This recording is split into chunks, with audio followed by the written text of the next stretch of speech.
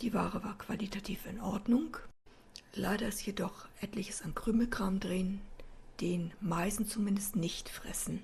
Meine Eichhörnchen haben die früheren Erdnüsse gerne gegessen, aber diese rühren sie nicht an. Außerdem Krümelkram scheint es den Meisen gut zu schmecken. Es wird ständig alles weggefuttert und man ist ständig am Nachfüllen.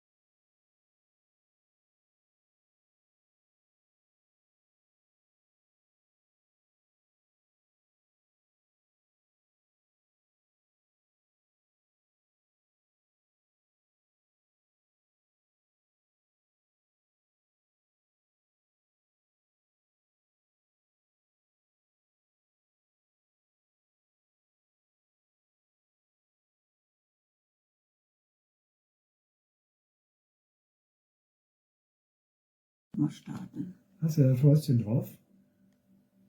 Mhm. Vielleicht lassen wir nochmal einen Massenstart machen.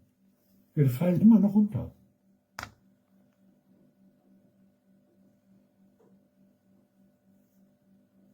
Was ein Gewusel.